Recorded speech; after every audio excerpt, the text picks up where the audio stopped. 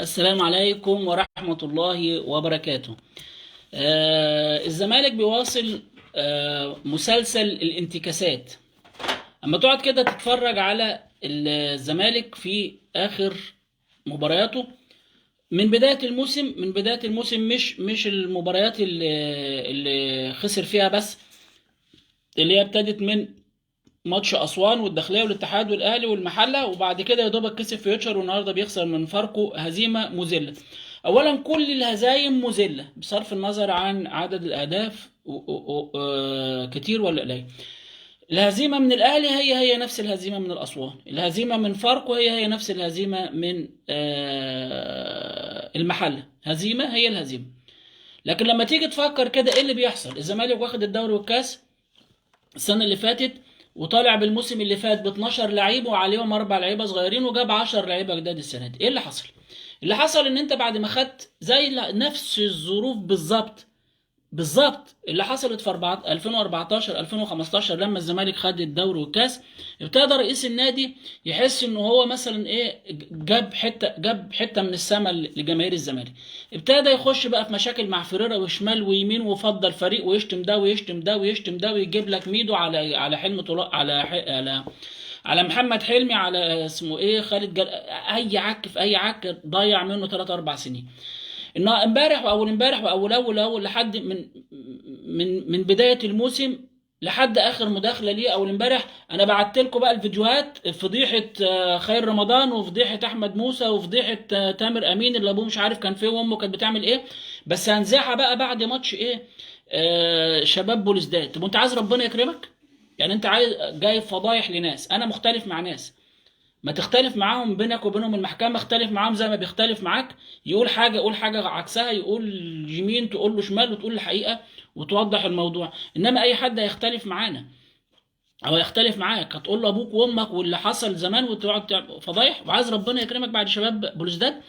اولا هزيمة النهارده يتحملها هو النرجسي، الانسان المريض بنفسه، انسان مريض بنفسه، كل همه يعمل مداخلة. مفيش بني ادم خلقه ربنا على وجه الارض طبيعي او مجنون او متخلف او عاقل او فاهمه يعمل مداخلات يوميا على قناة النادي، وفيديوهات ويصوروها له، ومداخلات بال 30 وال 40 دقيقة كلها افتراء وشتيمة وسب وطعن في خلق الله.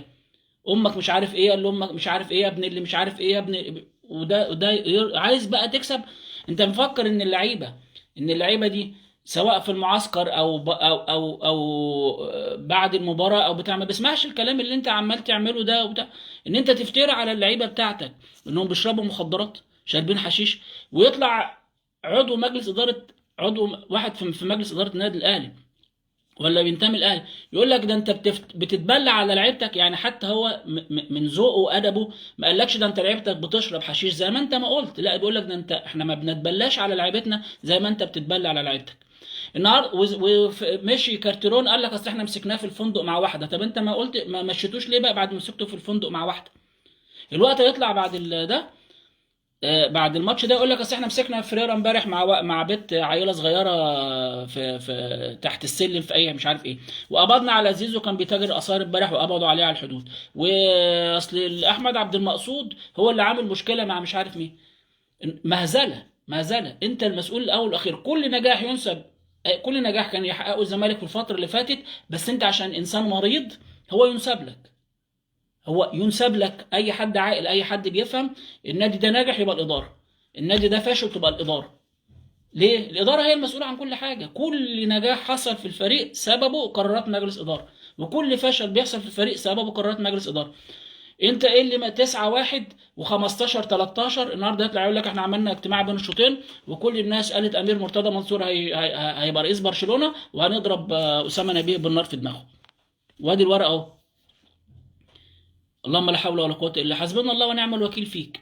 اللي حصل النهارده اللي حصل النهارده ده عقاب من ربنا، واللي بيحصل والله العظيم 3.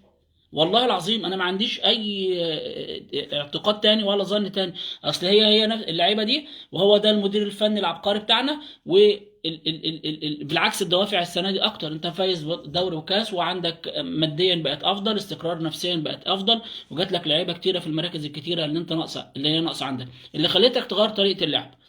يعني اللعيبه الجديده دي هي اللي خلت المدير الفني يغير طريقه اللعب. لكن للاسف لما نتكلم في الماتش هنلاقي في مشكله كبيره بسبب الاعتقاد ده، ان انا جبت اتنين لعيبه نص ملعب جامدين، فهبقى بدل ما العب ثلاثه في القلب برجع تاني لطريقه اربعه، واللعيبه النهارده مش قادرين يجروا الاثنين، لان انت موتهم في نص الملعب بطريقه لعب فاشله. وجود فيريرا النهارده على الدكه بالمنظر ده سقط من نظري. وجود فيريرا الاستاذ البروف اللي احنا بنحترمه، واللي انا ما كنت اسعد واحد لما رجع، وجوده النهارده على الدكه قاعد بالشكل ده، لا سقط من نظري. ما هو حل من الاثنين، ما لهمش تالت، عشان الزمالك يرجع، مش عشان ياخد بطولات. الدوري خلص، كل سنه وانتم طيبين. الدوري كده ما تعتبرش الدوري، انت الوقت تنافس على المركز الثاني فقط لا غير، فقط لا غير، ان عشان تلعب افريقيا البطوله اللي جايه، لان افريقيا السنه دي ما فيش بالشكل ده بالمستوى ده، لا، وبالظروف دي لا. يعني حتى اللعيبه اللي انت جايبها، ادي الزناري اتصاب النهارده، وابراهيم نضاي، الواد ده حرام عليكم تلعبوه النهارده، والله العظيم حرام عليكم، بتحرقوه وبتموتوه، وممكن الاصابه ترجع له تاني. الواد اصابته زي الونش، اصابته زي الونش، واتصاب مع الونش في نفس التوقيت، ده متصاب قبل الونش. الواد ده اتصاب قبل الونش بيومين ثلاثه في التدريب، والونش اتصاب في اول مباراه، بترجعه دلوقتي ولسه الونش بيرجع بيعمل تاهيل. يعني كان قدامه اسبوعين ثلاثه عشان هو ما عملش عمليه والونش عمل عمليه، بترجعه بالمنظر ده عشان تقول لي لمرتضى يا عم اسامه يا نبيه، ادي ابراهيم انا ده لعبته في الجزيره، ده لعيب يلعب في الزمالك. الله يخرب بيوتكم على بيت اللي خلاكم مدربين، على اللي خلاكم تشتغلوا في الرياضه من اساس. حلين ما لهمش تالت، الجهاز الفني كل اللي موجود ده يمشي، كله الموجود في الزمالك حاله من الانهيار، لا ثقه ولا روح ولا واثقين في بعض، لا زيزو النهارده هيطلع من هدومه، لا حد عارف يبص، وكل الكور يرميها له ما فيش حد بيروح له، يرميها له. هو طب هو سوبرمان؟ يعني يفضل طول الماتش يجري؟ طب بيلعب بالعرض لمين؟ لواحد مريض؟ ده عيان، ده عايز يعلق محاليل. سيف الدين الجزيري ده اقسم بالله يخش بالترول بتاع المستشفى ومعلق محاليل في ال 18 ده. يا اللهم لا حول ولا قوه الا بالله، نسال الله العفو والعافيه. ومشي امام عاشور ولازم يمشي، مش هنتكلم على انه مش، لا مشي ولازم يمشي، ده طبيعي، لكن ما تظهرش بالمستوى ده مش تشكيل تبدا بيه المباراه، ولا تغييرات تغير بيها المباراه، ولا طريقه لعب تلعب بيها المباراه، واللعيبه مش مقتنعه بيك اساسا. احنا كسبنا الماتش بتاع فيوتشر ده كده من غير اداء ومن غير كوره ومن غير اي حاجه، جالنا كورتين جبناهم اجوان، وبعدين رجعنا عملنا زي فاركو النهارده بس، وعلى الاقل بتاع فيوتشر عرفوا يجيبوا جول بعدينا، بعد ما احنا جبنا الجول، وكورتين احنا رحناهم على الجول ما رحناش غيرهم. لكن في اداء ولا لياق، ولا واضح ان اللعيبه منهاره بدنيا، لعيبه الزمالك منهاره بدنيا. فحل من الاثنين، الحل الاولاني الامثل، الحل الامثل تجيب جهاز فني جديد اجنبي كامل، اجنبي كامل، ولا واحد من اللي موجودين دول. الكابتن ايمن طاهر، ما شفتش محمد عواد في ماتش المحله، في ماتش المحله وهو طالع غلط وجاب تسبب في انهاء المباراه. ما شفتش انت المدير الفني اللي سواء اللي فريرا او البتاع، ان المصيبه بتاعت حسام عبد المجيد، المصايب بتاع حسام عبد المجيد في ماتش الاهلي وقبل ماتش الاهلي وبعد ماتش الاهلي وفي ماتش النهارده، يطلع غلط وينزل على الهواء، الكره تنزل جول، يباصي غلط تتلعب الكره ما بينهم ما بين عبد الغني، خلاص الواد رايح بقى هو الجول. فين قلب الملعب؟ فين طريقه توظيف الديفندرات؟ ما فيش حد بيقابل الراجل اللي جاي من ورا، ولا الاثنين المساكين بيقابلوا مهاجمين الخصم، وبيقابلوا لعيبه خط الوسط اللي جايه من ورا. ما فيش ديفندرات ليه؟ لان انت بتلعبهم عاملين كده، ستتين عاملين كده وسايبين القلب مفتوح، يلعبوا كده ستة، وواحد قدامه بيقابل واحد يغطي وراه، لما اضغط انا هنا يروح هو يقفل هنا، لما ده يضغط هنا ده يقفل هنا، لكن بيلعبوا مع بعض. انما انت ملاعبهم كده وسايب العمق كله فاضي، اللي بيجي من النص خلاص بيقابل يا عبد المجيد يا عبد الغني يا الزناري، زي ما انت شايف كده في قلب المرمى.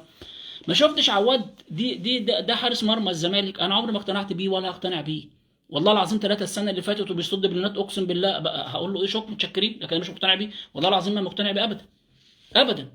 وابو جبل ب 50 من شو ابو جبل مصيبه في البنك الاهلي، انه بيلعب في البنك الاهلي ومدمر نفسيا بمليون من. الكره بتتشاط عليك من بره ال 18 واقف على خط الجون. ده انا سمعتها مره من عادل مأمور من 4 سنين، كان بيجي مع مدحت شلبي. المفروض حارس المرمى هنا يبقى واقف على خط السته، جوه خط السته بيارد او على خط السته، بيبقى قافل الجون خالص. طول ما انت قريب من خط المرمى انت بتوسع على نفسك الجون. طول لما بتطلع على خط السته والكره تشاط عليك من بعيد، يعني مش هتلعب في كلوب، مش عارف يعمل في كلوب من هنا. تبقى واقف على خط السته، ما اخر حاجه ليك هنا جوه السته بياردتين، الكره دي تصدها وانت واقف. حارس امكانياته اضعف بمليون مره من ان انت تبقى موجود. اول حاجه تدور على حارس مرمى مع محمد صبحي السنه الجايه. لو ما عملتش كده يبقى الناس دي قاعده بتهرج. وما تخليش المكسب يغرك. طول ما انت بتكسب لازم تبقى صادق مع نفسك وصريح مع نفسك. طيب الحلين ايه هما؟ الحل الوحيد الجهاز ده كله يمشي بفريرة. ليه؟ لان خلاص كده ثقة اللعيبة والهالة اللي كانت حوالين فريرة سقطت النهارده. ان انا قبلت ان انا اقعد، هو من امبارح وهو قايل لأسامة نبيه ان هو يدير. خلاص لو كنا كسبنا النهارده انا اقول لك ماشي سليم الكلام ده، لكن انت وجودك في حد ذاته ان انت ما عندكش القدره ان انت تدير، انت ثقتك اتهزت في نفسك وثقتك اتهزت قدام جماهير الزمالك. السنه اللي فاتت لما جابوا فريرا قالوا له انت هتبدا الموسم الجديد، قال لهم لا انا جاي اخد الدوري والكاس، والسنه الجايه اخد كاس افريقيا. في المؤتمر الصحفي لما كانوا بيقدموه الدوري والكاس، والسنه الجايه بطوله افريقيا، خد الدوري والكاس. وهو قالوا له ده هم اللي جايبينك بيقول لك هتبدا الموسم الجديد، مش عايزين منك حاجه السنه دي. دي كانت الروح اللي قبلناك بيها، هي دي الروح. هو ده فريرا اللي احنا بنقول عليه البروف. لكن ان انت تقبل ان انت تيجي امبارح التدريب وما تقودش النهارده اللعيبه اللي انت مدربهم واللعيبه اللي انت بتلعب بيهم، لا انا جاي النهارده التدريب، انا جاي التدريب مش انا رجعت انا اللي هقود. يا ترجع بص، ادام فقدت عزه نفسك يبقى مالكش مكان معانا. ما انا بالنسبه لي مش محترم وجودك دلوقتي. ادام انت ما عزتش نفسك وما حطيتش عزة نفسك قبل اي حاجه، ما تنفعش تبقى قائد بالنسبه للعيبه. يعني ايه احمد عبد المقصود واسامه نبيه يدربوا الزمالك وشايفين البروف قاعد على الدكه؟ خلاص اللعيبه الصوره الجميله الهاله بتاعت فيريرا سقطت، مش هيعرف ينجح معاهم تاني. الحل الوحيد لمجلس اداره اقاله المجلس اقاله الجهاز الفني كامل، وتبعت تجيب جهاز فني كامل من بره بدوافع جديده، بروح جديده، طريقه تدريب جديده، بفكر جديد، تلحق معاك تعمل فرقه السنه دي وتعمل فريق قوي على نص الموسم او على نص الدور الثاني، يبقى فريق جاهز للسنه الجايه. تقدر بقى تاخد كاس، تقدر كده. لكن انت هتلاعب شباب بلوزداد الماتش الجاي، شباب بلوزداد متصدر الدوري الجزائري، هو اللي هيزيدش عن فاركو كده. اوعى تقول لي ان فاركو النهارده وطارق العشر ده كلام فارغ بتاع ناس ما بتفهمش حاجه في الكوره خالص. انت كرة لحد ما الجون اللعيب بيحط له خد يا عم جيب جون، والجون الثاني غلطه حارس مرمى اقل من انه يلبس تيشيرت الزمالك من ساعه ما جه. والله العظيم ثلاثه كنت قنعت بعواد انه هيجي احتياطي، قناعتي بعواد يجي احتياط. ولا عمري اقتنعت بجنش ولا عمري اقتنعت بعواد، لا عمري اقتنعت بجنش ولا عمري اقتنعت بعواد. والزمالك من بعد عبد الواحد السيد ما جابش غير هو يا دوبك ابو جبل. ابو جبل اللي احنا شفناه في افريقيا ده ابو جبل. سيبكم من ابو جبل اللي بيهاجموا الاعلام الاهلاوي زي محمود علاء. امبارح كان مان اوف ذا ماتش، جايب جون للاتحاد وكان شايل جون تاني للاسماعيلي من على خط المرمى امبارح، ومطلع كورتين من قدام مهاجمين الاسماعيلي. امبارح كان الاسماعيلي يطلع مثلا في الشوط الاول كسبان 2-3-0 وكان ياخد المباراه. امبارح شال جونين وتسبب وجاب جو، وكان واحد من افضل. ده اللي بتغتاله جماهير الاهلي من ساعه ماتش السوبر، ماتش نهائي افريقيا. ده الحل الثاني انت كان عندك مشكله مع فريرا مع المساعدين فريرا والجهاز المصري. الجهاز المصري ده لا يصلح يبقى موجود، والنهارده انت شفتهم على حقيقتهم اهو، مفلسين كوره. راجل اسامه نبيه ده مع احترامنا ليه من سن احمد سامي بتاع سموحه، وجاي ومن سن حسام حسن او من جيل حسام حسن، يمكن حسام اكبر شويه لكن نفس الجيل، ومن جيل علي ماهر، من دول جيل واحد قريب من بعض. قبليهم طارق العشر وحسام حسن وعلي ماهر شويه، وبعدين هو جه بعديهم بشويه. شوف هم بقى لهم كام سنه يعني بيدربوا في الانديه، بصرف النظر هم بيدربوا مين، ما خدوش بطولات، بس هم اسمهم مدربين وعندهم خبرات مع فرق دربوها. انما انت في السن ده ولسه ما مسكتش ولا فريق ومش عايز تشتغل كمان مع فرير، لا اتكل على الله وربنا يوفقك. ها، ونبطل الخزعبلات. هو عشان السنه اللي فاتت كسب سيراميكا و والجونه، ها، 3-2 كنا مغلوبين 2 زي النهارده، زي النهارده 2-0 في الشوط الاول. لكن كانت اللعيبه واقفه على رجلها، اللعيبه كانت عندها روح، اللعيبه عارفه ان فريرة جاي فعايزين نلعب. اللعيبه كانت واقفه على رجلها، اللعيبه كان عندها دوافع، اللعيبه جاهزه. مع ان الفريق السنه اللي فاتت كان اقل من السنه دي، ومصر ان الفريق السنه اللي فاتت كان اقل من السنه دي. لكن الظروف السنه اللي فاتت، رئيس النادي اللي كان قافل بقه لانه كان ممنوع من المداخلات، على فكره كان ممنوع من المداخلات الفتره اللي هي من اواخر من بعد ما رجع، ومفيش اول ما رجع المداخلات والدوله مش ناقصه وبحب وراجل دوله وبحب بلدي ورا جيش بلدي، واحنا في المصايب السوداء اللي احنا فيها دي كل يوم. الوقت هيخش يجعر على القناه، استنوا بس كده دلوقتي، واجتماع مجلس اداره مش عارف ايه. الحل الوحيد يمشي الجهاز كله يجيب جهاز فني. هل انت جاهز ماديا؟ لا، ما عندكش فلوس تجيب جهاز فني، معكش تجيب جهاز فني. اشتغل على ده الفتره اللي جايه. الحل دلوقتي ايه؟ اسامه نبيه وعبد المقصود متشكرين، يبعت فريرة يجيب جهاز تاني غير اللي كان معاه موجود معاه، زي نينو الميضة اللي هو كان بيدرب فاركو، ويجيب مدرب محلل اداء، ويجيب مدرب احمال جديد، وتجيب له حد صغير ان كان ينفع حسين ياسر محمدي، او يتكل على الله ويجي حد تاني بس كده. اللي انت بتجهز ده يبقى مدرب، ما تقولوش ياخد رايه، ما بياخدش رايه، دول ما يتاخدش رايهم، انت كنت عايزه ياخد راي عبد المقصود واسامه نبيه، قاعد لك النهارده على الدكه، اتفضل اتفضل. خسران 2-0 في الشوط الاول، نزل الشوط الثاني الراجل المعلق يعني غلبان مش فاهم حاجه، بيقول لك هو ليه لاعب فتوح وقدامه مصطفى شلبي؟ انت ما انتش فاهم، ده انت اهبل. ده هيرجع عبد الشافي مساك تاني، مساك تالت، وفتوح يلعب باك شمال، ولسه نيمار باك يمين. كويس. هيلعب بثلاثه في القلب. يعني انت خسران 2-0 في الشوط الاول وخايف تزيد النتيجه، هي زادت. بيلعب بثلاثه في القلب، ونزل فتوح باك شمال، ونزل وبيلعب نيمار باك يمين. خلاص. طيب، وفضى نص الملعب زياده اكتر ما هو كان فاضي. مصطفى شلبي انا اشوف كل اللعيبه اللي موجوده في الملعب، انا عندي قناعه ان اللعيبه دي هتبقى كويسه جدا، الا مصطفى شلبي. انا مش لا كنت حابب وجوده، واتصدمت اصلا في انه جابه. انا كنت كل اللي عايزه يجيبه في الثلاث صفقات الاخرانيين اللي جابهم الساعه 2 بالليل دول، زي ما عمل كده ودبسنا في القيد. هو كان عمرو السيسي. عشان انت كنت محتاج ديفندرات في قلب الملعب، انت كنت محتاج كمان واحد على كان اول ما زكريا الوردي مشي كنت كل تركيزك ان انت تجيب في يناير ديفندر تاني ست مع الناس اللي موجوده دي، ومشي لك امام عاشور كمان، ومشيت امام عاشور كمان، كنت لازم تجيب اتنين بقى في قلب الملعب. وانا بقول لك يا احمد، الثلاث صفقات اللي جم في يناير دول ولا اليوم لازم، والله العظيم ثلاثه. انت جبت ناس دكه، جبت ثلاثه دكه، وسيبكم اللي بيتقال في قناه الزمالك دول كلهم، الناس دول على الله حكايتهم والله العظيم. لا، بالحج ده شايفه، انا شفته في اتمنى انه يا رب يوفق. بيقول لك ده بيلعب 8 و10. اتمنى اللي انا شفته في اسوان ده ما ينجحش في الزمالك. و...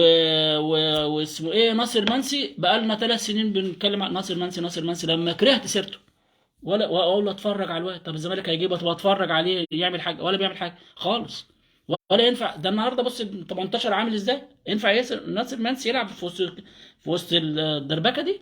ده بيجيب له جونين ثلاثه في السنه، اربعه بالكتير، وهو حر طليق بيجري جوه ال 18 لوحده. هيجي مع الزمالك في المباريات اللي زي دي هيجيب جول. والوحيد اللي ممكن تستفيد منه شبانه، لان انت عندك مشكله في الدفاع ورا. لكن الثلاثه اللي انت جايبهم في يناير وعامل عليهم الازمه الكبيره دول، يتايدوا ما تايدوش مش هيعملوا لك اي حاجه. انت كل اللي انت عايزه تجيب شبانه، لان انت عندك مشكله عقبال ما يرجع الونش تاني في الدفاع ورا. لكن لا بالحج ولا ناصر منسي دول هيعملوا اي اضافه للزمالك. فالحل من الحلين ما لهمش تالت. هو دلوقتي ما يطلع، يا اما يطلع يتهم اسامه نبيل ان هو كان تاجر مخدرات، يا اما يتهم فريرة ان هو كان بايت مع واحده امبارح، اي مصيبه بقى.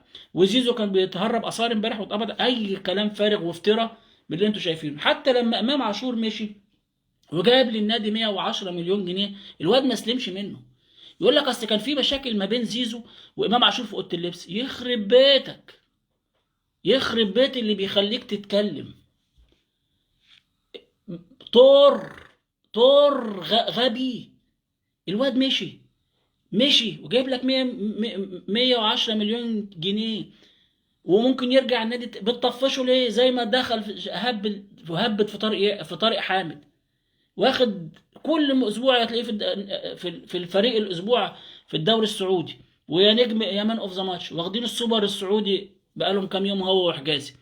ومالي خط نص اتحاد جدة لوحده، لوحده لوحده طارق حامد وحش في قلب الملعب، ما سلمش من لسانك. اللي رفض يروح بيراميدز وكان واخد ضعف وانت بعت لهم الاستغنى، ورفض يروح وقال لك انا مش هلعب غير في الزمالك، بيقول لك قدرني، هم ده هيدوني 20 وانت مستخسر فيها 15. ده هم كانوا عارضين عليه 25 كمان مش 20، زيه زي احمد فتحي وعمر جابر. عمر جابر كان بياخد 22، ومسكت له بقى كلمه قدرني، وهو في الجماهير بتصدق اي حاجه. اتهم مع اصل امام عاشور وزيزو عندهم قضيه خلاف في اوضه اللبس، فكان لازم نمشي امام. يخرب بيتك وبيت جهلك الكلام ده. انت لما تتهم فتوح وعبد الله جمعه انهم كانوا بيشربوا حشيش، التاثير ده ايه على زمايلهم؟ طب ما انا هيجي يوم على زيزو هتقول عليه نفس الكلام اللي قلته على طارق حامد. ما انت كنت بتاخد طارق حامد بالبوس وبالاحضان، والراجل اللي بعتمد عليه ساعه ما كان عنده جرح في ظهره والشورت كان كله غرقان دم، وكان بيموت نفسه في الملعب، وكنت بتاخده على المنصه بعد ما يجيب ناخد البطولات والبوس والاحضان والراجل وانا كنت هندم كتير لو كان طارق مش امام عاشور بنفس الطريقه. دلوقتي عملت كده في امام عاشور، طب ما زيزو نفسي عنده الواد عنده احباط. اللعيبه عندها احباط من اللي انت بتقول عليهم واللي انت بتعمله فيهم، يشربوا مخدرات وبعدين ترجع ما عندناش مش عارف ممدوح محمد عباس، الراجل اتقبض عليه من مثلا من 30 35 سنه وقضيه واتدفنت. ليه بتفتح وليه بتعير الناس؟ اللي احنا والله العظيم ثلاثه اللي انت شايفه ده مش كوره، دي مش كوره، دي نيتك السوداء. ما هو ده الراجل اللي كان بيعمل كده نكسب، يعمل كده روعه في الملعب، ينزل ده يطلع ده يحط ده ينزل ده، توفيق ربنا معانا. انما طول ما انت عمال طول النهار تشتم في ده وتقل ادبك على ده وتتطاول على ده وتطعن في عرض دي وتاخد في عرض دي، قال انا هرد على الشيخ الشعراوي واجيب مش عارف مين اللي كانت مش عارف بتعمل ايه مع الكحك وبتاع. انت عايز ربنا يكرمك؟ انت عايز ربنا يكرمك ويكرمنا معاك؟ او ربنا والله العظيم ثلاثه ربنا بينكد عليك واحنا بندفع الثمن. اتقي الله في نفسك وبطل مداخلات شويه. انا بقول لكم النهارده المداخله، انا لسه الماتش خلص اهو، انا كنت قاعد مستني الجون الثالث. ما لما تجيلك خبطه صغيره وتقعد تحليط لها من هنا وتحليط لها من هنا، اصل مش لا 3-0 3-0، ثلاث اقلام على قفاك، عشان اللي انت عملته ده ما يرضيش ما انت وكذب. مفيش خلاف ما بين جهاز، والله العظيم كذاب اشر، مفيش خلاف ما بين الثلاثه ودول. لو في خلاف امشي المصريين. هو حاجه من الاثنين، انا مقتنع بفريرا يبقى موجود، يبقى فريرا يقعد بشروط، يقعد بالطريقه اللي تنجحه.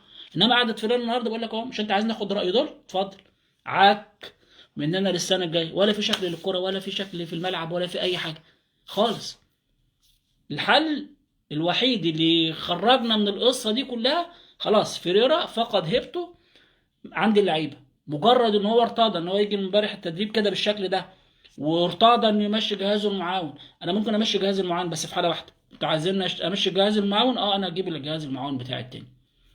موافقين مش موافقين سلام عليكم، مش هقعد. لان انت ليك تلامذه يا بروف، ليك تلامذه بتتفرج عليك لما يقعد تشافي اللي كان تلميذك في السد وطلع قال فيك قصايد شعر، بيدرب برشلونه النهارده متصدر الدوري 8 نقط عن، اما يشوفك قاعد لا مش ده الاستاذ اللي انا اتعلمت منه. اما ترضى ان انت يمشوا لك الجهاز بتاعك المساعد ويفرضوا عليك دول وانت رضيت، انا ممكن تكون حاجه على فكره وانا ده متاكد منه مليون في الميه. انا فاهم هو امير بيشتغل، امير مرتضى بيشتغل ازاي. كان هيعدوا بس ماتش فاركو كسبانين اهو، يجي فريرا نكسب ماتشين ثلاثه هنجيب له مساعد، هيجيب الجهاز بتاعه، لان هو كان دلوقتي بيتفاوض على مدرب احمال وهيجيب محلل اداء، كان هيبقى فاضل مساعد، واحتمال كبير جدا يكون نيرو الميضه اللي هو كان بيدرب فاركو. بس تمشي الدنيا شويه كده وبعدين هنوجه الشكر لاسامه ان هو مش هيشتغل مع اسامه نبيه. هو جاي اسامه نبيه بالاتفاق مع مجلس الاداره ان ده جاي راجل يسند، يعني جاي يتعلم عشان نكسبه خبرات زي ما هو خد شهره من نادي الزمالك، هياخد خبرات من مدير فني زيك على اساس ان هو السنه الجايه اللي بعدها يروح يدرب اي نادي في اي حته، يبقى اكتسب خبرات منك. من مدير فني كبير زيك، وهنجيب لك مثلا، هنطلع لك محمد صبري، هنطلع لك اسمه ايه، ياسر محمدي، هنجيب لك مش ايمن عبد، ناس كده تسند معاك، بيتعلموا يكتسبوا خبرات. انما اللي ما يستشيرش اسامه نبيه ولا يستشير عبد المقصود، ده هم عايزين اللي يستشير. ده واقف النهارده على الخط مفيش نقطه دم في وشه من الخوف والرهبه، فريرة قاعد وانا اللي بدير. دي مصيبه سودة.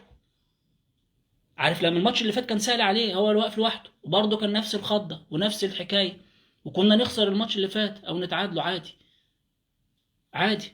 النهارده حسام عبد المجيد، انت جربت حسام عبد المجيد وعبد الغني طين، جربت حسام عبد المجيد والزناري طينين.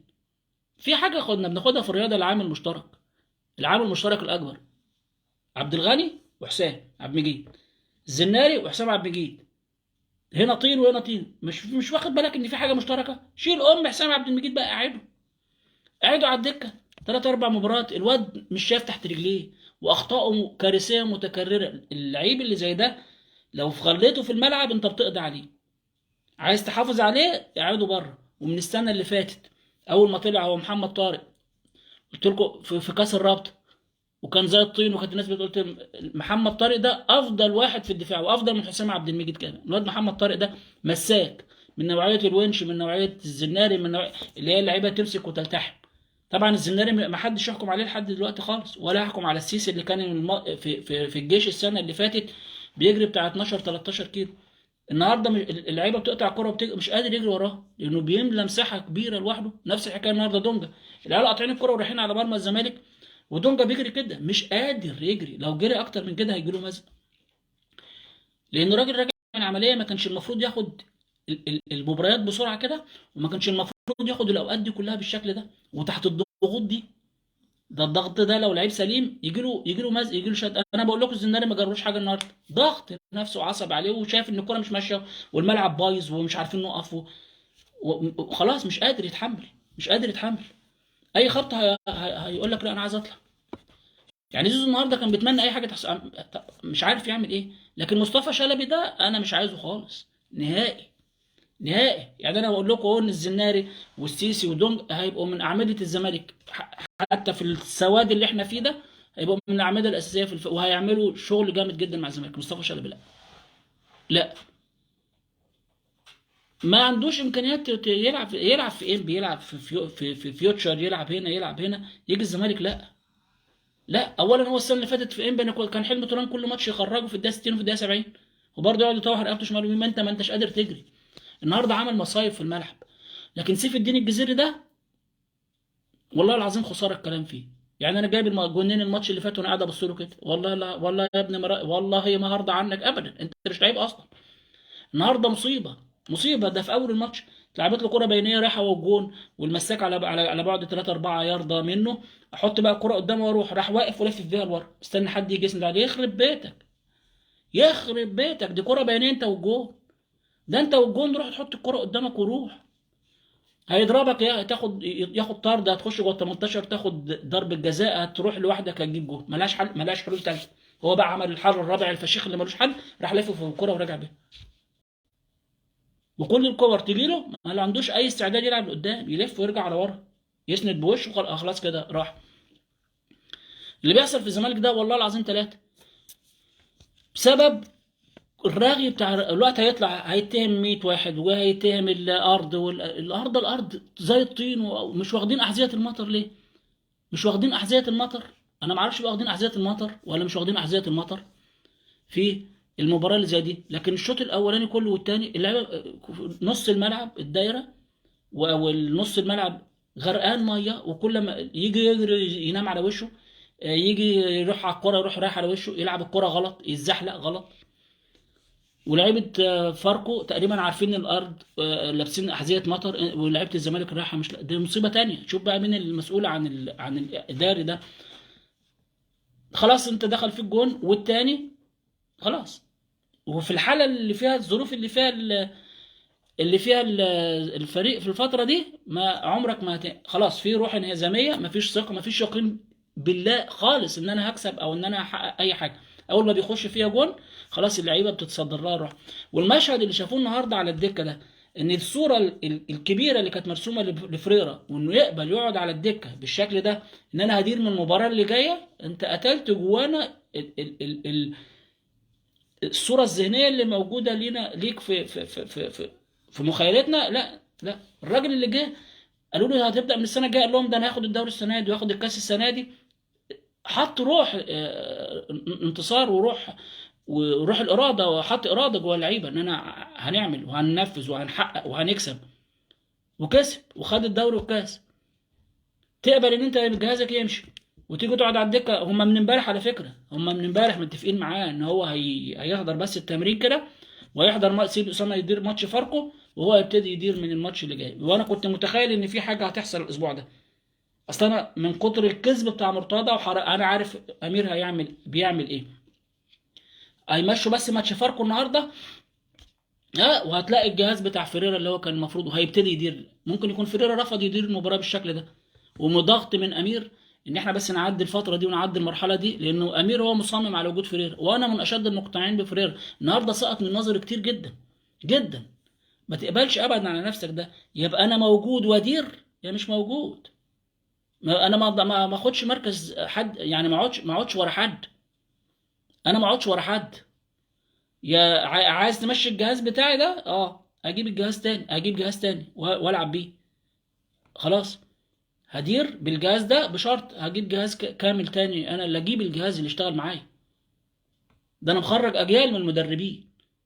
تقول لي اخد راي يا عبد اسامه نبيه وعبد المقصود، دول معاهم ابتدائيه تدريب، درب مين؟ قول لي طب انت، فيريرا درب بنفيكا ودرب ده ودرب ده وخد بطولات في كل حته. اسامه نبيه درب مين؟ عشان ياخد رايه في ايه؟ في مين؟ يعني انا اللي بعلم الاجيال وبعلم اللعيبه وبعلمه هو نفسه، ده انت جايبينه معايا عشان يتعلم، تقول لي اخد رايه؟ يبقى انا فشلت الفترات اللي فاتت عشان اخد رايه؟ طب هو ايه الفشل ده؟ طب انت ما خسرتش مباراه قبل كده؟ جينا في ماتش الاهلي يقول لك اصل التغييرات طب النهارده ما كانش فيه تغييرات ولا اي حاجه. انت من بدايه المباراه بالتشكيل اللي كسبت بيه المباراه اللي فاتت، التشكيل اللي انت كسبت بيه المباراه اللي فاتت كان ناقص امام عاشور. ها، ففيوتشر الماتش اللي فات لعب ماتش افضل من ده من فاركو. لكن انت بتخسر من مين؟ بتخسر من اسوان، لا يمكن تخسر، ولا تعادل مع الداخليه، وتعادل مع الاتحاد، وتخسر من الاهلي اللي كان واقف في نص ملعبه وانت واقف في نص ملعبك، اكن واحد واحده خايفين يجوا جنب بعض عشان لسه مخطوبين. بعدين تخسر من المحله، بعدين تكسب فيوتشر اللي افضل من دول كلهم حاليا اجهز يعني، وتخسر من فاركو اللي بيلعب كوره بتاعت الستينات بتاعت عم طارق العشري، ينام ورا ويلعب على اللونج باص ويلعب على الكره التانيه. انت النهارده ما خليتوش يلعب بالطريقه دي للاسف، من اول الباك التعبان اللي انت بتروح حاطط له كوره جون وحارس مرمى. عمري ما هقتنع بعواد ولا بجنش، والله لم يعني جنش كان بيكسبنا البطولات بضربات الجزاء وبتاع، عمري ما اقتنعت بحارس مرمى. ده بهلول، انا كنت مسميه بهلول، وكنت ببقى مبسوط ان ده حارس مرمى الزمالك. لكن فانت من بعد الماتش قبل ماتش فيوتشر قلت امتى هيجي الوقت اللي تعرف ان عواد لازم يقعد بعد ماتش المحله؟ كان لازم يقعد من بعد ماتش المحله. كنت لازم بقى تبدا من بعد ماتش المحله تدي لمحمد صبحي، ده حارس مرمى منتخب الناشئين في بطوله افريقيا اللي ولاعب ساحل عاج، وملاعبين ال لعبوا ساحل عاج، لعبوا منتخبات الافريقيه كلها الكبير وكسبوهم. وكان محمد صبحي من نجوم البطوله، طلع واخد احسن حارس في البطوله. وحارس مرمى منتخب مصر لما اتصاب الشناوي وابو جبل في البطوله اللي فاتت، ما هو اللي لعب اخر نص ساعه من ماتش المغرب ومحافظ على النتيجه لحد ما طلعنا بالتعادل.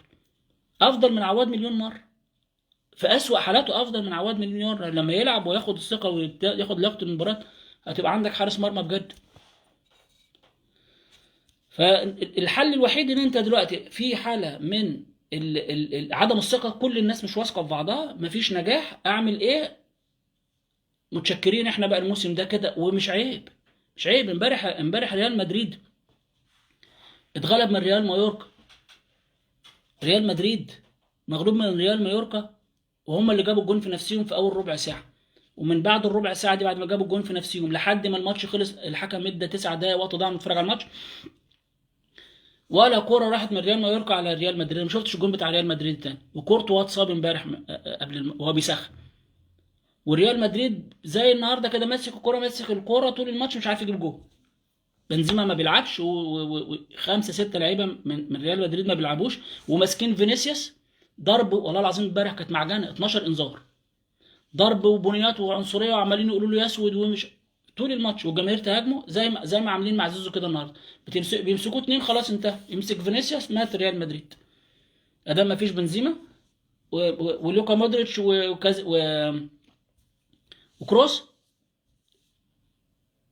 قاعدين على الدكه مجهدين من السنه اللي فاتت، ما بيقعدوش، ومن ساعه ما رجعوا من كاس العالم ولا لعيب في مستواه، على مستوى النجوم الكبار كلهم. امبارح ماسكين فينيسيوس ولا ريال مدريد عارف يجيب من اول ربع ساعه، وكانوا ماسكين الكرة قبل ما يجي فيهم جول، وحاطين ريال مايوركا جوه ال 18 زي النهارده كده، يدوروا الكرة من اليمين يجيبوها شمال، يجيبوها شمال يجيبوها يمين. ونفس المشاكل اللي مع انشيلوتي في ريال مدريد، المدرب نفس الموجوده في الزمالك. الحل الوحيد دلوقتي نقعد، ما تطلعش تشتم حد، انت المسؤول، اعترف بمسؤوليتك مره، اعترف بمسؤوليتك مره. القرارات اللي انا خدتها في الفتره الاخيره دي غلط. النرجسيه ده انت مريض نفسي محتاج حد يعالجك. طول ما انا اعوذ بالله، اعوذ بالله من كلمه انا مرتضى منصور، مرتضى يا اخي، والعياذ بالله فكرتنا استغفر الله العظيم من كل ذنب. اقعد، ما تطلعش النهارده، ما تقطعش، تتكلمش خالص، اعمل اجتماع مجلس اداره وشوف الناس وبتاع. لا احنا دلوقتي نخلي الناس دي موجوده لحد الماتش اللي جاي زي ما هم كده، واحنا نروح نجيب جهاز فني جديد اجنبي كامل. طول ما انت بتفكر بالطريقه دي عمر الزمالك ما هياخد بطولتين، بطوله اكتر من سنتين ورا بعض. ده اخر حاجه. ليه؟ لان انا دايما لبست ازرق كسبت يبقى هلعب بازرق.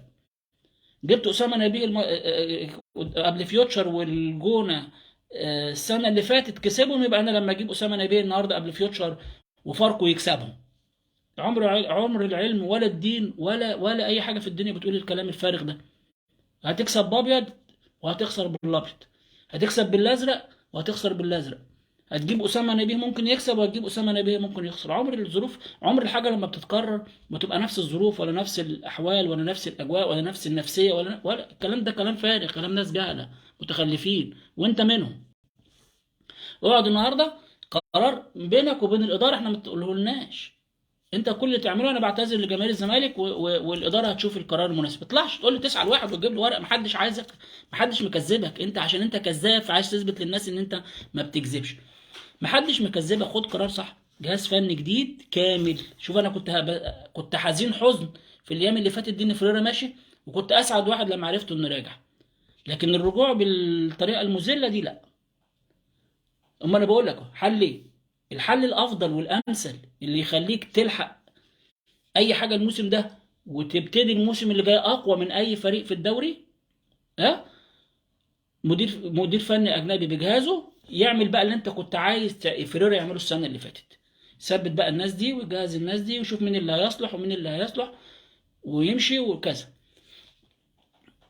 عندك 4 5 لعيبه من اللي انت جايبهم السنه دي مش هيكملوا معاك. اولهم مصطفى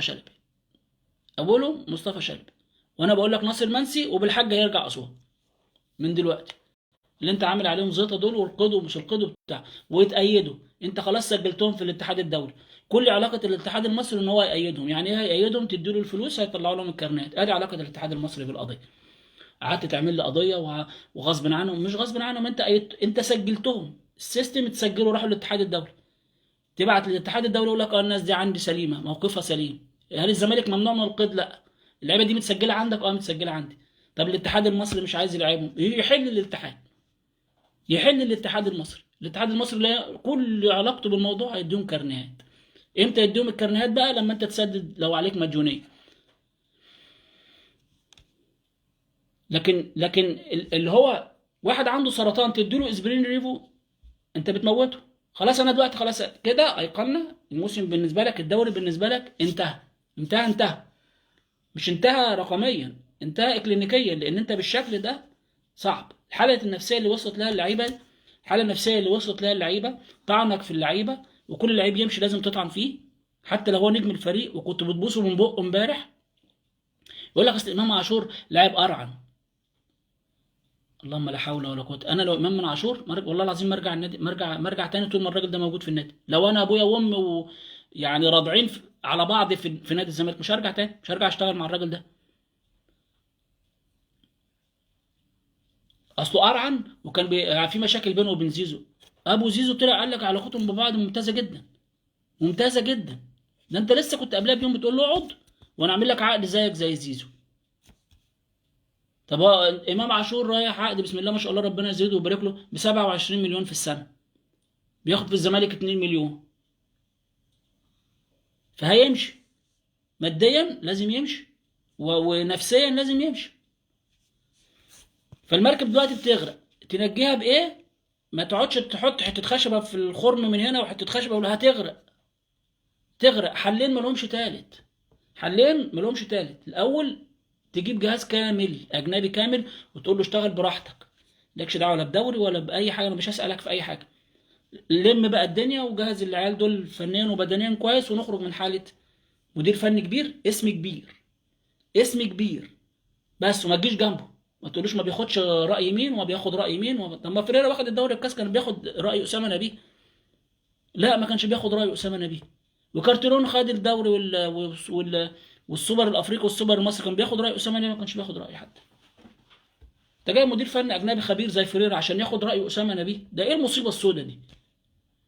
بقى انا اروح اجيب استشاري واخرج واسال دكتور امتياز ولا عيل لسه بيدرس طب؟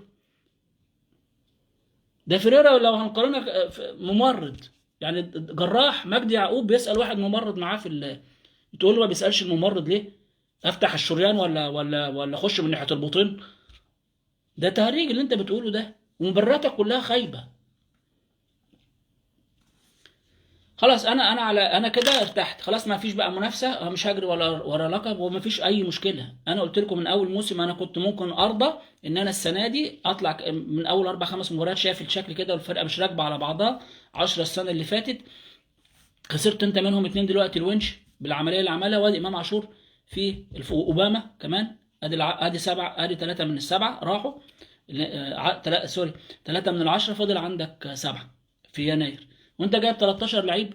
ما عمرهم ما هيشتغلوا مع بعض زي السنه اللي فاتت، لا يمكن. وبعدين انت النهارده ديك بتلاعب ايه مثلا؟ دانيمار. هل دانيمار؟ لا. هل ده اسامه نبيه؟ يوسف اسامه؟ لا. هل ده حسام؟ لا. انا كنت بقول لك كده من السنه اللي فاتت، قلت لك اوعوا تفتكروا الجماهير الزمالك، اوعوا تعتقدوا الناس اللي بتقعد تقول احنا مش عايزين صفقات، انتوا مش فاهمين حاجه في الكوره. العيال دي ما يعتمدش عليه خالص. العيال دي جه ركبت وقطر الزمالك طاير، مسكوا وكل واحد مسك في مقبض القطر ورغده ورايح. الفرقه كانت ماشيه، الحاله النفسيه كويسه والروح جميله جوه الفريق، وفريرة عامل دوافع وعامل ثقه. يعني صالح جمعه كان مع شوبير، حسبنا الله ونعم الوكيل فيه. بيقول له عبد الله جمعه بيقول لي على فريرة، بيقول في فريرة قصايد طول ما قاعد يتكلم على فريرة مع انه ما بيلعبش. صالح جمعه بيقول له مع ان عبد الله ما بيلعبش. ده الثالث في الفريق بعد صالح جمعه، بعد بعد فتوح وعبد الشافي. بيقول لك بيخلي اللعيبه في الملعب تطلع 200% من اللي عندها، ويعلمك وتقف ازاي وتتحرك ازاي. ده كلام صالح جمعه. ايه اللي حصل لفرير؟ ما حصلوش حاجه، حصلوش حاجه. انت الناس مشيت وناس جديده جت وهو ما جهزش ولا علم اي حاجه، والمباريات ورا بعضها ورا بعضها، واللعيبه بتاعت السنه اللي فاتت ميته بدنيا. ما خلاص انا بقى اجي اقعد مع الراجل ما طعنش فيه ما شككش فيه. لا يا جماعه، اعترف بحاجه، علم. اتقي الله مره واحده واتكلم علم مره. يا جماعه السنه اللي فاتت احنا مشينا الناس دي وما بقاش عندنا غير دول وجبنا 13. كنا متوقعين ان هم ينسجموا مع بعض اكتر من كده؟ لا، واضح. النهارده تشوف، اتفرجوا على السيسي وهاتوا اي ماتش السنه اللي فاتت، والله العظيم السنه اللي فاتت اكن يعني لسه شاحن دلوقتي، وزي اللعب، والسنه دي عامل زي اللعبه الصيني اللي هي تلعبها دقيقه ويقع، مش قادر يجري. ليه؟ لان طريقه اللعب اختلفت، المساحه اللي بيلعب فيها مختلفه. يلعب في الزمالك في وسط ملعب الزمالك ديفندر او مساك في الاهلي او في الزمالك بيحتاج يبذل 200% من الطاقه اللي كان بيعملها السنه اللي فاتت.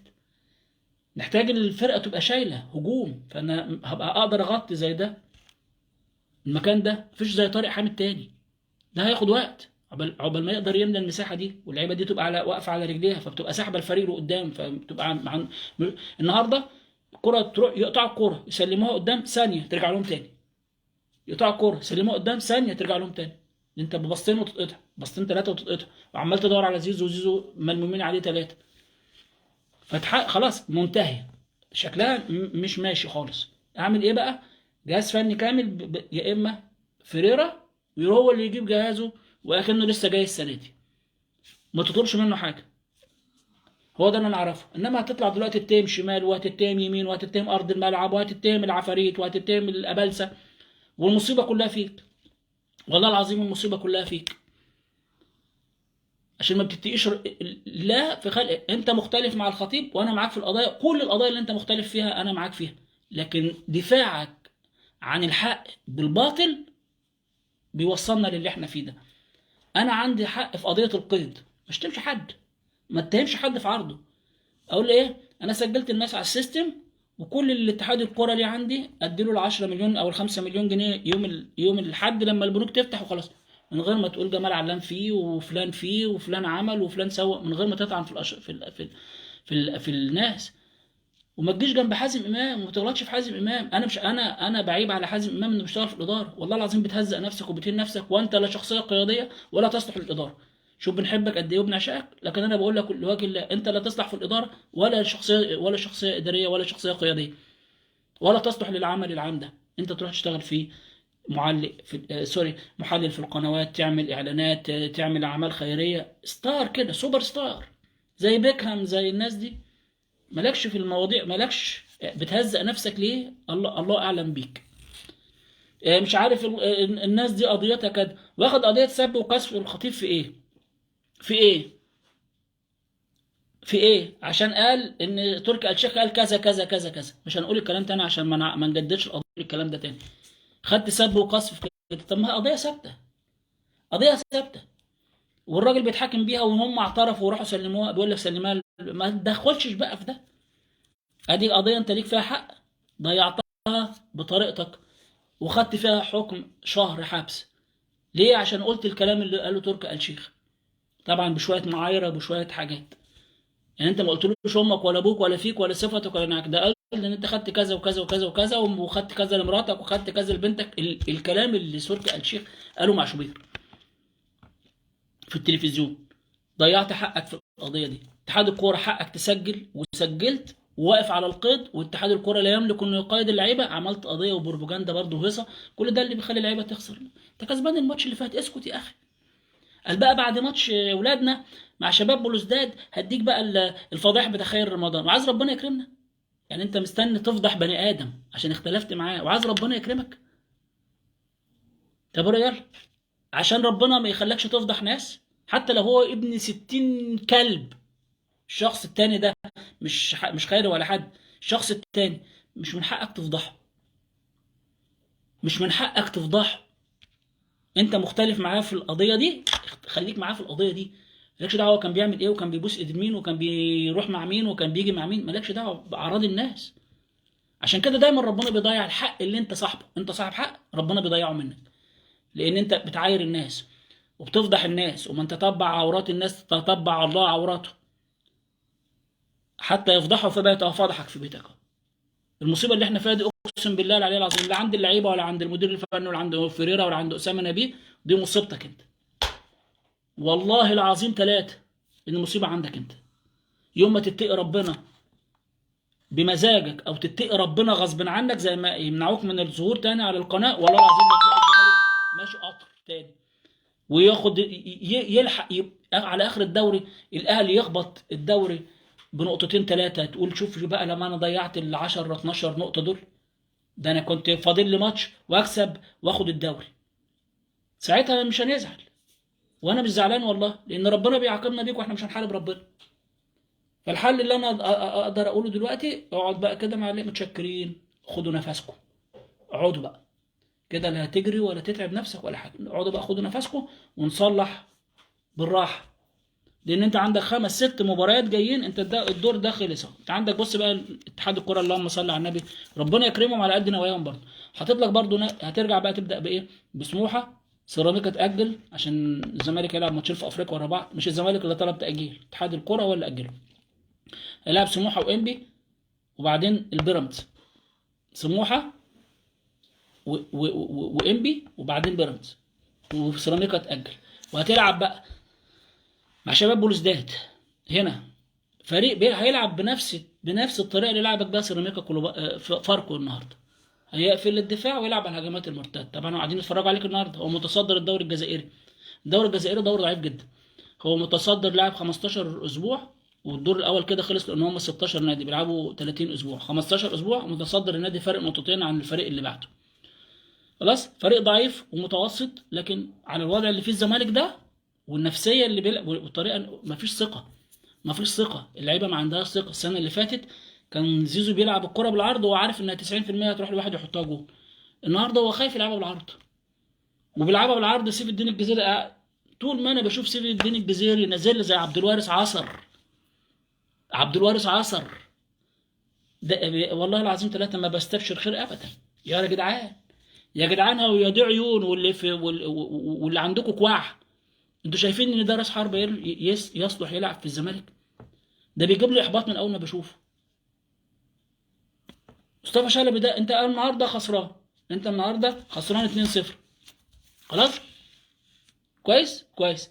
الشوط الثاني ابدا بثلاث تغييرات، انا خسران 2-0، مفيش تاني.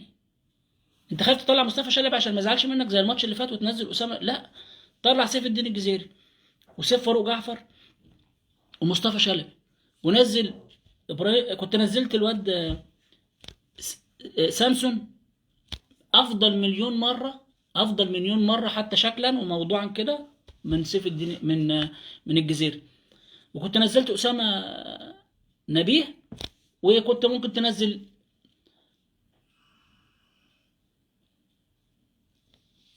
مين، مفيش حد على الدكه للاسف، مفيش حد على الدكه جاهز ان انت تنزله. مش هقدر اقول لك نزل ابراهيم ده من اول الشوط الثاني، لكن انت كنت لازم تبدا الشوط الثاني ثلاث تغييرات قدام. الهاف الشمال، الراجل اللي ما بيتحركش خالص ده وكل كوره غلط الشوط الاول، وسيف الدين الجزيري اللي مش موجود، والماتش اللي فات جاب جونين كذب، والله العظيم كذب وافتراء، ولازم تسحبوهم منه. ده مش هداف اصلا. خلاص. وكنت نزلت طلعت الواد نيمار يزق قدام شويه، وجبت زيزو 10 وضغط. ما انت في الاخر عملت ايه؟ خسرت ثلاثه. انت بقى لو كنت عملت كده كنت ممكن تجيب جون في اول 10 دقائق. فلو جبت جون في اول 10 دقائق كنت هتدربك فاركو وهتدي روح للعيبه ان ممكن نجيب جون حتى على الاقل نطلع متعادلين الثاني.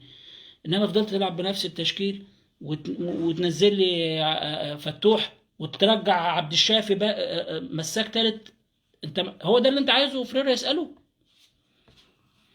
لازمه النهارده. الحمد لله رب العالمين، قدر الله ما شاء فعل. هتحل مشاكل كتيره في الزمالك، لان المسكنات اللي انت عمال تعملها دي، يا فريرا يقعد يجيب جهازه، يا يمشي كل الناس اللي موجوده دي وتجيب جهاز فني جديد. روح هات كريستيان جروس لو موجود فاضي، يا اما تروح تجيب اسم كبير بقى بجهازه. كريستيان جروس مش هيشتغل معاك تاني.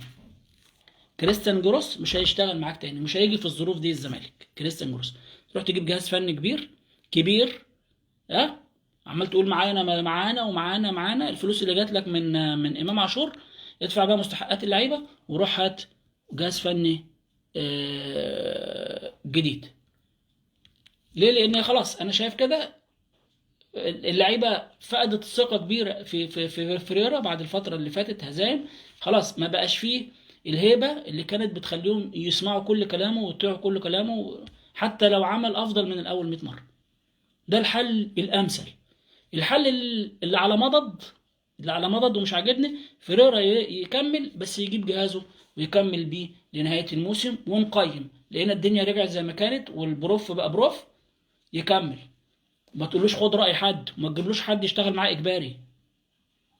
ويا ريت اتمنى يجيب مدرب حراس مرمى، يجيب مدرس حراس مرمى، لان المستوى اللي عليه عواد ده ولسه بيلعب ونفس الاخطاء هي. ده راجل ما عندوش اساسيات حراسه المرمى. واحد بيشوط عليه من بره ال 18 ابقى واقف على السته، واقف على السته يرضى. مهما الكره تتشاط عليا، مش نص خطوه هطلعها، نص خطوه هطلعها.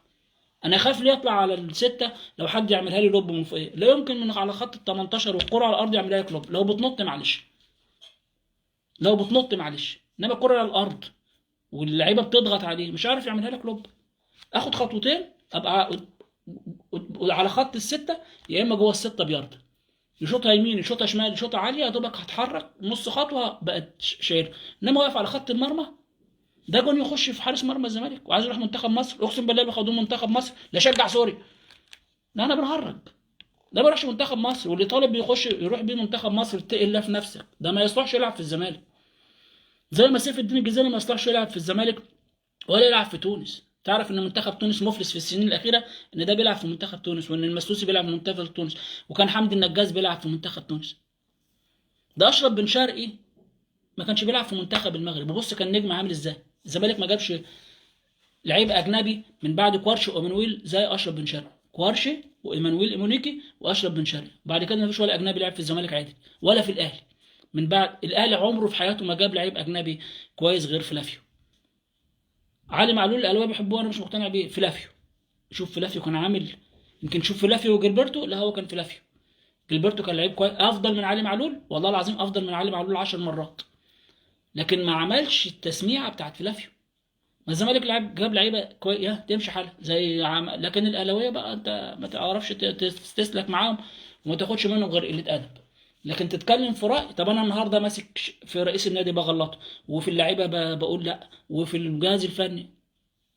لو قلت بقى نفس الكلام ده على الاهلي يقول لك اصل انت ايه بتاع مش عارف ايه ومش عارف ايه ناس قليله الادب. ما يتعودوش ان في بني ادمين محترمه بتتكلم كلام صح لوجه الله ليك او عليك. طب انا النهارده كنت اقول يا عم ده الحكم مش عارف ايه، دي الارض مش عارف مالها، لا لا الارض ولا الفرد ولا الجرد. لعيبه لا تستحق انها تكمل معاك الموسم اللي فات، واللعيبه اللي جت السنه دي لسه الزمالك كبير قوي عليهم، لسه محتاجين وقت، وما بظلمهمش ومش هقيمهم. حتى مصطفى شلبي نفسه، لكن انا قنعت بيه لا يصلح يلعب في الزمالك. اتمنى الحاج ده لا يصلح يلعب في الزمالك من الاساس، ما يجي ولا ناصر منسي ينجح في الزمالك. اللي ممكن يشتغل وتمشي معاه الدنيا شبانه، بس امتى؟ اما يكون جنبيه الونش، يكون فتوح في مستواه، يكون قدامه قلب ملعب كويس.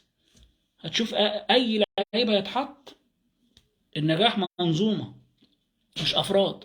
هات الونش لعبه، الونش بمستواه القوي ولعبه دلوقتي هتلاقيه زي الطين. ليه؟ كل اللي حواليه بايظ. يعني دونجا ممتاز، كل عايز اللي يشيلوه جاي انا اشيل ناس وانا لسه راجع من عمليه، بص مستواه بقى عامل ازاي. السيسي نفس الكلام، الزناري نفس الكلام، كل الاساسيين اللي حواليه بايظين. في حاله من الاحباط سيطرت على اللعيبه. علاجها ايه؟ علاجها ايه؟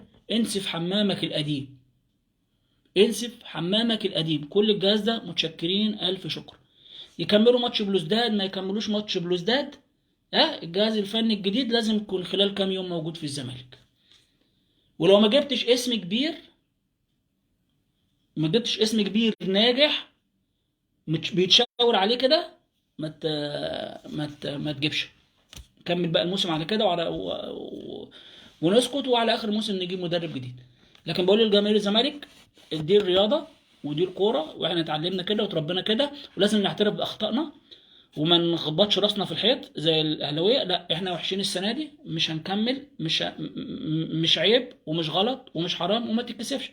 انا واخد الدوري والكاس السنه اللي فاتت واللي قبلها، وهقدر اكمل في اللي اقدر اكمل فيه السنه دي. لكن بالشكل ده احنا محتاجين الاول نصلح اخطائنا ونصلح عيوبنا، وبعد كده نبقى ندور ان احنا نتكلم على بطولات. والماتش الجاي هاجي اتكلم، والماتش اللي بعديه هاجي اتكلم، والماتش اللي بعديه هاجي اتكلم. ليه؟ لان انا جاي عندي مبدأ بتكلم بيه. غلط هنقول غلط، في وحش هنقول الوحش كذا كذا كذا كذا. حتى لو اتغلبنا الماتش اللي جاي واتغلبنا الماتش اللي بعديه مش هستخبى زي حد، لان انا لا بسخر من حد ولا بسمح ان حد يتجاوز حدوده معايا. لا بتجاوز حدودي مع حد، وبحترم نفسي، فبجبر اي حد انه يحترمني.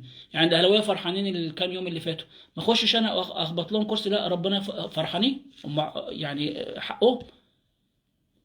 لكن انا عندي غلط بطلع اقول ان انا غلطان. الفريق وحش، الفريق وحش، مش بقول وحش بس، لا بقول زي الزفت. رئيس مجلس الاداره بيغلط في الناس ويقل ادبه، بيغلط في الناس ويقل ادبه، ربنا يحاسبه. والنجي من العذاب من الحساب في الدنيا ربنا سبحانه وتعالى مش هيسيبه. مش هدافع عن حد تربح. انا كنت بقرا اول امبارح الحديث بتاع النبي عليه الصلاه والسلام لما بعت واحد يجمع الزكاه لبيت من من القرى والناس اللي حواليه يعني. فادوا له خروف هديه، فرجع لهم قال لهم ايه ده البيت مال المسلمين وده ليا. فالنبي عليه الصلاه والسلام قال ايه ف... ولو جلس في بيت ابيه او امه، يعني لو قعد عند ابوه وامه كانوا هيدوا له الخروف ده. ها ده ادوك عشان بعد كده لما تروح تطلب منهم حاجه يبقى كاسرين عينك بالبلدي كده يعني. زي الرشوه اللي بياخدها مخبر او امين شرطه او بتاع، يروح يشيل لك المخالفات من الاسم. تمشي غلط تروح مكرمش له 10 جنيه وماشي من غير رخصه ويروح ماشيك وتروح. دي فلوس حرام. زي اللي بيتربح من منصبه حرام. مش هدافع عن واحد بيتربح من منصبه حرام واعمل له ملاك. ولا تجادل عن الذين يختنون انفسهم ان الله لا يحب من كان خوانا اثيما. حتى لو ما أدنش ده اعترف رسمي بالبتاع، لكن مرتضى مش محتاج يعترف، هو معترف على طول. عيبه النزيه ايده شريك ايده نظيفه وما بيمدش ايده وما بيسرقش وما بياخدش حق، لكن لسانه مضيع ده كله. كل المميزات اللي فيه مش موجوده في اي رئيس نادي لكن لسانه ونرجسي. مريض نفسي بنفسه. هو مرض مرتضى منصور، اسمه مرتضى منصور، وده ملوش علاج. ملوش علاج الا ابتلاء بقى من ربنا، يا هدايه من ربنا سبحانه، وربنا يهدينا جميعا يا رب ان شاء الله. فبقول لجماهير الزمالك ما تزعلوش، احنا وصلنا كده لمرحله خلاص الدور الاول كده، احنا مفيش اي حاجه. 8 فوز 4 هزايم، 8 فوز و4 هزايم و5 تعادلات. ما اعتقدش بقى ايه ان احنا ممكن، ودي الورقه الاسوأ اللي سجلتها للزمالك يمكن تقريبا من يعني النتائج السيئه دي كانت 2013 و2011 قبل ما يجي مجلس 2014 قبل ما يجي مجلس مرتضى منصور. لكن مش مشكله، نعترف باخطائنا ونعترف بالعيوب اللي عندنا وما ندافعش على الباطل على الناس، عشان محدش هينفعنا غير الا كلمه الحق اللي بنقولها. نصلح الغلط اللي عندنا ونستنى ان شاء الله ان شاء الله باذن الله ربنا سبحانه وتعالى يلهمهم ان هم ياخدوا القرار الصح. وهم القرارين دول ما فيش غيرهم، اي قرار غير ده يبقى بيكذبوا علينا وهنعيش في المرحله دي. هتطول يعني. النهارده انا دلوقتي هخش اشوف هو هيبتلي مين بمصيبه وهيتبلى على مين بجنايه، لكن القرار الاخر ان هيجي. وانا بقول لكم اهو القرار اللي كان المفروض يتاخد بعد ان انت خدت قرار ان انت تمشي فريرة ما كانش قرار غلط. قرار غلط، بس كان الحاله الوحيده اللي كنت اقول لك غلط بس هقبله ان انت كنت مشيت فريرة بجهازه وجبت جهاز فني جديد ومشيت كل المصريين. المره الجايه بقى ما تصرف لهمش، يعني انت بتجيب واحد وتجيب له كرسي جامد وتروح دايره مسمار من تحت عشان كل ما يقعد يغزه من تحت. انت جبت الراجل سيبه يشتغل ويجيب مدرب حراس مرمى معاه فقط لا غير بالمترجم، ومعاهم اسماعيل يوسف مدير كوره. انت ابنك واسماعيل يوسف هتجيب له اسامه نبيل ايه؟ ما ده اسماعيل يوسف حلقه الوصل مع جهاز مع مجلس اداره، وامير مرتضى المشرف على الكره ده مش حلقه الوصل، ده هو حلقه الوصل بتاعتك. وانا بحب امير مرتضى وبحب شغله ومحترم وحاجه تانية غير ابوه خالص، مش هشيله ذنب ابوه لان ده متعلم ومتربي. يمكن صدمني بالرساله القذره اللي كان بيتكلم فيها عن ايمن يونس ابن مرتضى منصور برضه في الاول وفي الاخر، لكن في الشغل لا، شغل شاطر وبيشتغل كويس ولو بيشتغل وحش اقول لك انت وابوك. يمكن الحسنه الوحيده اللي في مرتضى منصور هي امير ابني. فامير موجود جوه الجهاز مشرف على الكوره، واسماعيل يوسف واحد